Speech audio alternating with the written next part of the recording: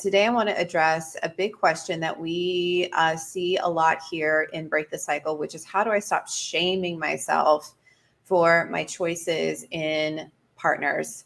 For you, this could look like constantly asking yourself the question every day, is there something wrong with me? Is there something wrong with me inside that makes me inherently defective or unlovable to have a great relationship? Is like, why did I stay so long with this person? I knew that there were red flags immediately, and yet I stayed 7 years and I hoped it would get better. And now look at my life. It's a complete, I don't even recognize who I am anymore. So if that aligns with you, the first point that I want to make, and this is a little ironic, is that the shame that you feel inside uh, didn't just start with your ex. The shame that you feel inside, the guilt tripping, the self-blame, the self-flagellation, the inner critic was very likely present long before your ex came on the scene, and probably present with every other unfulfilling relationship that you've had. The irony that we find here is that a lot of the people that we work with are successful on the outside, but what's driving them is that inner critic, that shaming voice in their mind that on some level tells them on a regular basis, you're not good enough. You have to do more. You have to work harder. You have to work hard to get what you want in your life. And so if you find that you tend to be critical on yourself, this can be in a twisted way. One of the reasons why you might look at your life right now and go, wow, yeah, I've achieved the things that I've wanted to achieve. I have the career, I have the life, but why do my choices and partners continue to continue to be dysfunctional or even get worse? So here's the thing that I want to drive home: shaming yourself will never equal change. It will never equal lasting transformation or change.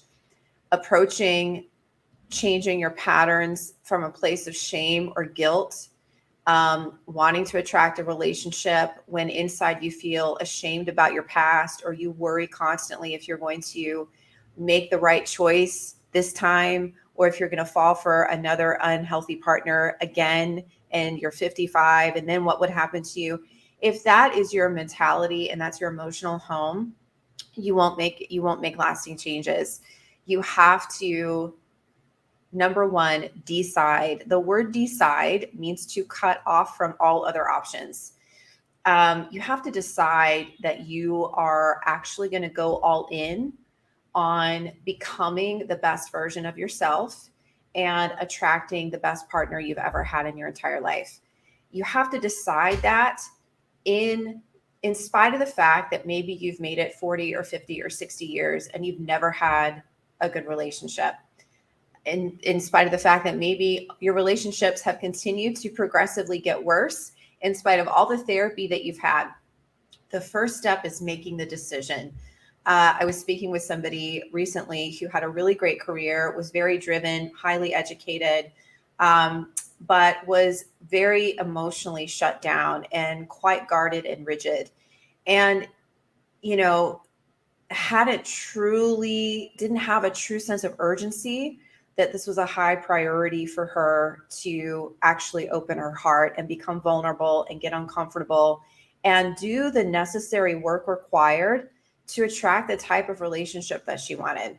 So the very first step, if you're asking yourself, how do I stop shaming myself? How do I stop beating myself up?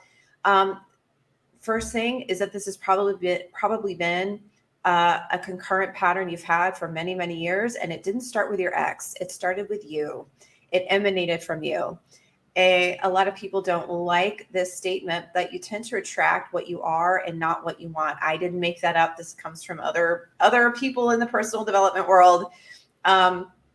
Because if you are criticizing yourself, or you feel inherently unlovable and you feel like you've got to work really, really hard to prove that you're enough by getting another job title or getting another degree or doing all these things, what's going to happen is that you are eventually, it doesn't really matter how many years or months you take off of dating after your divorce or after your most recent relationship, you're eventually going to attract somebody who is going to mirror those fears back to you, because you haven't fully dealt with your fears yet. You haven't fully resolved the belief system that you've carried your whole life that you're unlovable. And a lot of people I see here that make the mistake, especially when they sign up for Break the Cycle, is that they've been looking for, they've been believing that it's just a matter of enough talk therapy and enough time off dating and enough hard work on myself. And then I just need to meet the right person. And it's not about meeting the right person. You will never meet the right person if you're constantly asking yourself the questions: what's wrong with me? Am I going to be alone forever? Will I ever meet anybody? Why did I stay so long? If you're constantly beating yourself up, that has probably, in my experience anyway, professionally speaking, been a habit you've had for decades. And if you don't break your own pattern of beating yourself up, you are going to attract somebody who will make you feel eventually like you are unlovable, like you can't do anything right, like you constantly chasing the dangling carrot on the stick that gets further and further away as the years go on. And that will just be a pattern. You have to become what it is that you want to attract. And the first step in that is deciding that you, no matter how much failure you've had in the past, no matter how big of a piece of shit you feel right now on the inside, you have to decide that you are actually going to go all in and become emotionally in other aspects of your life, the best version of yourself that you've ever been in your entire life. It doesn't matter if you're still going through a very dysfunctional divorce and your ex is pulling out all the crazy manipulation tactics and dragging his feet and really just doing this to make you mad. It doesn't matter if the last person you broke up with was the worst of them all. You have to make that decision. So that's the first step. The second thing that you need to take into account is especially if you've been in talk therapy for a long time, and you've never had a great romantic relationship, and you identify as somebody who comes from a childhood who you never felt like you were good enough. Maybe there was trauma in your childhood, little t trauma, emotional abuse, constant criticism, neglect, big T trauma, physical abuse, sexual abuse. Father was an alcoholic, mother was a drug addict, these types of things. So if you identify with somebody who kind of had, didn't have the best childhood, and just to give you some perspective here, 86% of all adults walking on the planet right now have experienced childhood trauma. So the chances of you meeting somebody that has experienced trauma in their past is highly likely. Why is this important to know? It is important to know because you have to learn, step 2, how to emotionally regulate yourself when you get triggered, when you get uncomfortable, when you get into a funk, when something challenges you in your life. We are one of the main things that keeps people stuck, not receiving the type of relationship that they want, continuing to shame themselves, continuing to beat themselves up, is because they don't know how to emotionally regulate. They may go to therapy every week, and by the time that they go to their weekly session, all of this stuff has built up inside, and she vomits and gets it all out and vents. And I'm gonna dish about the latest thing that my ex is doing with the divorce attorney and all this stuff. And you feel good in the moment. You feel better in the moment, and you may feel better that night and the following morning. But what we see is that this becomes like a Band-Aid solution. I'm going to let things build up over. My boss is still triggering me. I'm still tuned out with my kids. I'm still waking up anxious every morning. I'm still going to bed ruminating about my ex every single night. I'm still beating myself up 16 hours out of every single day. And then this all builds up. We go to therapy, we vent it out, and then the things start over again. And this becomes kind of a repetitive cycle.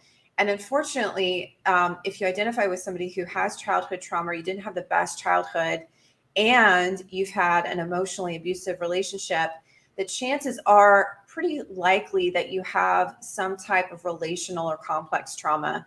And continuing to vent about that while the other 90% of your life, feeling on edge all the time, isn't going to produce lasting change. Emotional regulation in terms of healing trauma means learning how to regulate yourself using things like breath work, meditation, learning how to be relaxed every day, learning how to rewire your brain out of hypervigilance, out of fight or flight, out of the thinking of feeling like something's wrong with me. Therefore, I'm going to isolate and wall myself off and keep people at arm's length. Learning how to rewire and repattern how you're thinking literally every day, and then also how you're feeling. Because every time you have a negative thought about yourself, it produces a feeling in your body. And over time, your body gets used to, I'm not sure there's a thumbs up here. I don't know if that was me or somebody else. Your body gets used to feeling on edge. Your body gets used to feeling anxious. Your body gets used to feeling fearful, like you can't trust yourself, like you're the odd man out. And if your body constantly feels that way and that becomes your emotional thermostat, you're going to continue to think thoughts that reinforce your thermostat setting. So it becomes this like vicious cycle. And research shows that simply talking about your past, especially if you identify with somebody who has complex trauma, will not fix that. It won't. You need to use something that is going to be more of what we call a bottom-up approach, where we're going to address all of the things that you have shoved down, all of the ways that you have distracted yourself from your feelings by caretaking and fixing other people, distracted yourself from your feelings by being distracting yourself from your feelings by eating too much, by numbing yourself with alcohol, by numbing yourself with shopping. So learning how to emotionally regulate is critical if you want to have a healthy romantic relationship and you've never had that before. And we specialize in teaching our clients this and rewiring their brain patterning, their brain wiring, and how they feel every day. So this is step number 2, is emotionally regulating. Just to recap, deciding, which means that you are going to draw a line in the sand and that you are not going to let your failure hold you back any longer. And that you realize, no matter how uncomfortable this may get for you, that you're going all in on opening your heart. And I'll tell you something, if you continue to let what your ex did to you 5 years ago, 10 years ago, 20 years ago, what your childhood did to you, you're still living in the past emotionally. And if you continue to live in the past emotionally and you haven't decided that you're going to actually change and do the hard work needed to do that, then you're going to continue to get more of the same. So the first step is deciding. Second step is emotionally regulating, using trauma-informed work to rewire yourself and get yourself out of this shame-based belief system that I have to work hard. Shame-based belief system may have gotten you successful at this point in your life, but it's certainly not going to lead you to a healthy romantic partner, because you're constantly going to be met with a mirror. Romantic relationships are an incredible mirror for where your unhealed stuff is. The final thing is to get out of your comfort zone every day, at least every week. This is also something that we specialize helping our clients commit to consistently. When people get out of a divorce, when you exit a toxic relationship, the tendency is to close in on yourself. You might be doing all of the great things, all of the right things that therapy and the internet says to do, like keeping yourself busy, working, diving into your career, going back to school, signing up for lots of meetup groups, going hiking, doing all the things to like take your mind off of that and just like getting yourself out. Maybe your thing is like, I'm just going to take a month off and get right back into online dating. Getting out of your comfort zone. But you can, my point, you can do all of those right things, but inside still feel contracted. Inside still feel like, what's wrong with me? Inside still feel like secretly, like, what if I'm unlovable?